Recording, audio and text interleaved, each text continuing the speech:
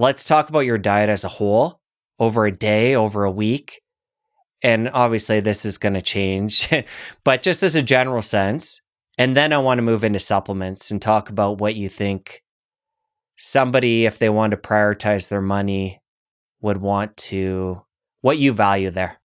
My diet is, I'll emphasize my protein and fat sources because that's basically most of my diet. Protein, I eat a lot of fish, a lot of sardines, a lot of salmon, um, and mackerel, so fatty fish. Every now and then I'll have leaner fish or shellfish. I really like scallops when bought economically, shrimp, things like that. For fat sources, I love extra virgin olive oil. I have a ton of it. Macadamia nuts. Now I am sponsored by House of Macadamia. That is a partner, but they're a sponsor because I've been a macadamia nut monster ever since I went keto. They have some really interesting metabolic properties. They're a very rich source of omega-7. I won't dig into that, but I love the taste of macadamia nuts and I eat them every which way. As well as some other nuts as well. Pecans, pistachios. I do like tahini, which is pretty good. There's a lot of things you can do with tahini too in terms of dressing, like a little like garlic tahini dressing. When I do have vegetables, like over a little bit of eggplant or zucchini. I don't eat a ton of vegetables. Again, I'm not anti-vegetable. It's just I come from a place of having a very, very sensitive and vulnerable gut. So I operate best when my fiber intake is on the lower end, just symptomatically. I don't know if it's good for my overall health, but right now I'm in a very like active and busy portion of my life, and I'd prefer to spend as little time as possible in the bathroom, quite frankly. So that's my rationale for that. Not making any claims about longevity, just saying this is what I do and why. I missed eggs. I eat a lot of eggs. Greek yogurt, Faye 5%. I'll often add extra fat to that in the form of olive oil, macadamia nut oil, or crushed macadamia nuts, maybe with a dash of vanilla. And for fermented foods on occasion, sauerkraut, kefir, and then beyond that, dark chocolate. I really like dark chocolate. My go-to brand is Tezo Wicked Dark.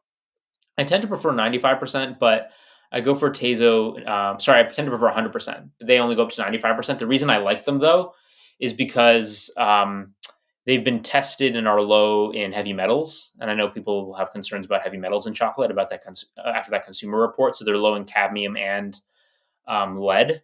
So because I really like chocolate, that's my go-to. The ginger flavor is my favorite. Also, stone ground chocolate's crazy high in fiber for those wanting it. Like a little single bar that I'll have will have 16 grams of fiber. Mostly insoluble, so it's a little bit less likely to cause bloating. So that would be a dessert for me. I very rarely eat fruit. If I do eat fruit, it would be something like a few wild blueberries, or I have a thing for cherries. You know, you get like the frozen red cherries with that have been pitted.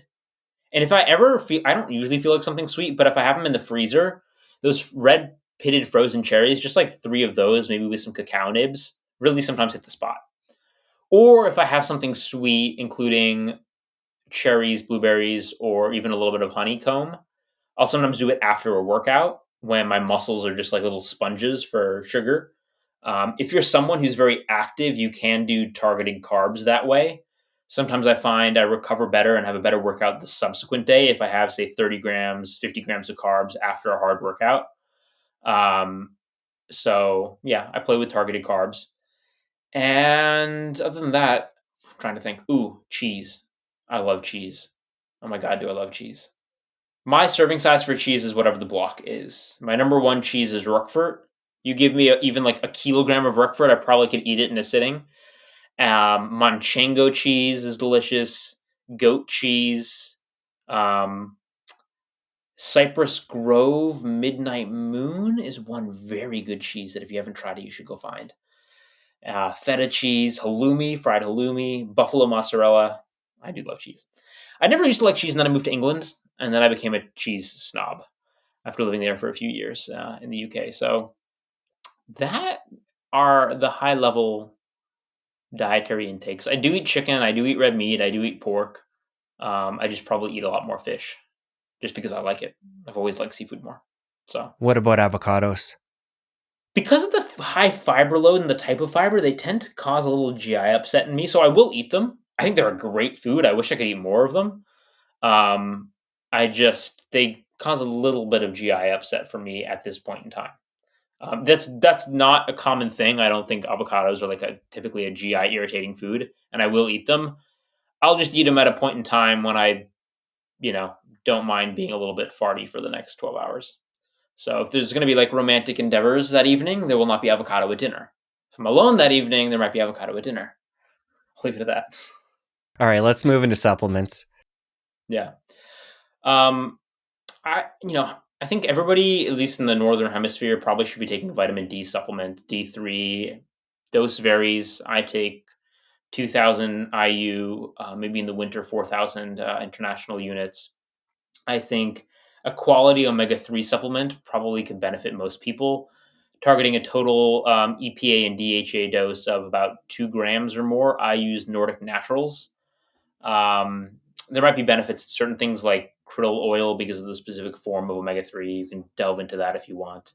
I also just dropped a video on fish intake, and it goes beyond with respect to fish, just omega-3s. There's some really interesting things with probably different forms of selenium there. So you can check out my channel for more on fish intake and the data on that with respect to all-cause mortality and cognition. But prioritizing getting enough vitamin D, getting enough omega-3, and then beyond that, the only supplements I'd recommend are those that are kind of tailored to you specifically. So, like what your objectives and needs are.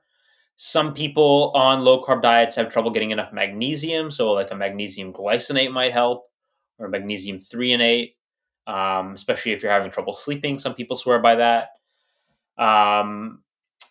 For gut health, there are some butyrate supplements that people have used that I've heard are helpful. Making sure you're getting enough calcium. So if you don't eat dairy, along with the vitamin D, probably taking a calcium supplement. Again, you can see, and probably a vitamin K2, MK7. A lot of these are just based on what your individual use case is. But other than that, I don't recommend a lot of supplements. I recommend trying to get things mostly from whole foods. Not the grocer, just whole food ingredients. Grocer's kind of expensive. But yeah, I'd start there. If you want to take a multivitamin, take a multivitamin if it's going to cover your bases. Well, let's come back to the food piece. You mentioned the fact that you're a big fan of olive oil, and you mentioned macadamia nut oil, which for me brings up seed oils, which is a very controversial topic in the health and wellness space. How do you feel about those? Are you using any of those in your cooking? I'll have you expand on that. Yeah, sure. So first thing I'd say is like we need to every time we say seed oils, I think we need to be very specific as to what we're talking about and what we're extrapolating to.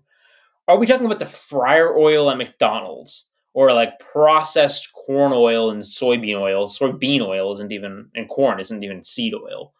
Those aren't seeds per se. Um, Generally, I see it bleed into things that are high omega 6, which is considered a fragile fat. Specifically, linoleic acid is the omega 6 people talk about a lot. So you hear seed oil, you're going to hear other terms like omega 6 or PUFA, which is polyunsaturated fat, including omega 6 and omega 3, or linoleic acid. I'm going to speak broadly to that category of fat type because I think we can agree, even if we don't agree on the reason, like highly oxidized fryer oil at McDonald's or like, corn oil or soybean oil in like a clear plastic container at the grocery store probably isn't the healthiest choice with negative metabolic impacts, even going beyond the calories. That might be a little controversial in some circles, but I think I can stand by that statement. What I would say, and where I'd like to put the emphasis, is with respect to omega 6 and linoleic acid, because I think there's a lot of fear around then having anything that's high in these fats, the omega 6 fats. I would say I do not think the data support that eating whole natural foods rich in omega 6 is necessarily damaging. There are data that omega 6 to 3 imbalance, say in the serum, can be damaging. But it doesn't necessarily translate to, oh, you need to optimize your omega-6 3 dietary intake to a 1-to-1, because these polyunsaturated fats get processed in quite complex manners. So I think there are a lot of healthy foods high in the quote seed oil omega-6 linoleic acid. Those that I consume include walnuts, pecans, sesame seeds, and sesame seed butter, tahini that I mentioned. And I think these are perfectly fine to have as part of your normal diet. If you want the proof in the pudding, I eat, say, tahini liberally, and macadamia oil too, but it's actually not high in omega-6. It's the one nut that's very low in omega-6, or one of the nuts.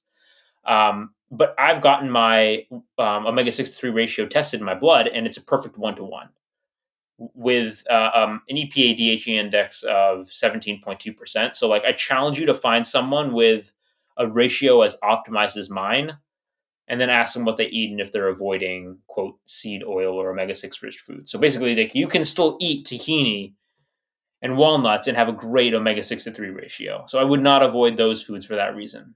French fries at McDonald's, I'd avoid them. So, kind of a boring, moderate stance there. I will say I find the idea of the impact of omega-6s broadly on metabolism interesting, in an area ripe for exploration, but I'm not convinced by the data existing now that they are uniquely harmful. And I would say if you like those foods and want to crumble little walnuts on your salad, have a tahini dressing on your eggplant or your chicken, then totally go for it. I don't think it's going to hurt you. You quickly touched on omega-7s and the fact that they're in macadamias. Talk about other foods where we can find those and what their special benefits are. Omega-7, so you've probably heard a lot of omegas. Omega-6 is the linoleic acid. Most people are scared of that one. Omega-3s are like in fatty fish, and people like that one. Omega-7 is one that you don't hear about a lot. It's called palmitoleic acid. It's actually a monounsaturated fat. It can be found in like buckthorn oil, which is kind of esoteric. Other than that, macadamia nuts are the primary source. Macadamia nuts, I think they're 20% total fat is palmitoleic acid. And the interesting thing about palmitoleic acid is it's actually the founding member of a group of dietary hormones called lipokines. Lipo meaning fat, kine is kind of the suffix for hormone in a lot of settings. So hepatokine is hormone from the liver. Osteokine is hormone from the bone. Myokine, hormone from the muscle. Lipokine, in this case, means from dietary fat. Adipokine is from your body fat. Terminology aside, I think it was Cao et al., CAO 2008, I think it was Cell, maybe Cell Metabolism, that first coined the category lipokine based on palmitoleic acid and its broad metabolic effects, which appear to be overall beneficial in things like improving insulin sensitivity, which we mentioned earlier. You can watch my omega-7 video on the details for that. I don't want to dig too into the weeds now because it is such a messy topic. And it's also one of those examples where doing the science on it actually becomes very complicated, because it's not just a matter of, oh, eat omega-7 from macadamia nuts and then measure it in the blood and then measure outcomes, because there are also endogenous pathways which are influenced by carbohydrates. So actually eating macadamia nuts and eating a bagel can cause the same spike in palmitoleic acid, but from different sources with different impacts. There can be conversion from other fats, including fats that are primarily found in animal products and like ruminant meat.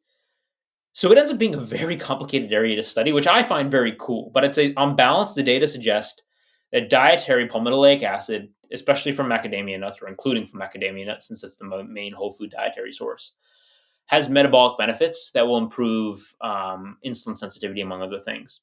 And that's consistent with the literature on macadamia nut supplementation, which I only know of one study looking at weight outcomes with macadamia nut supplementation. I think it was at something like, I think it was like 15 to 30 nuts per day, like 1 to 2 ounces of nuts per day. And people were like, oh, they're high in calories, they're going to cause weight gain. This is only a 4-week trial. And even after 4 weeks, it wasn't powered for weight loss, but there was a statistically significant drop in BMI, which kind of grates against the whole calories out calories in, calories out concept. Like eating this super high fat food, and then people from this intervention are actually having weight loss. Why? Well, fuel partitioning. And we're back to the topic we spoke about earlier. So I do not think they should be feared for calories. I think that they have cool metabolic benefits potentially, and you can link more resources for that if you want. But yeah, big fan. And there's a lot of fun things you can do with them too. Versatile food. If you enjoyed that clip, you're going to want to head over here and catch a full episode. I'll see you over there.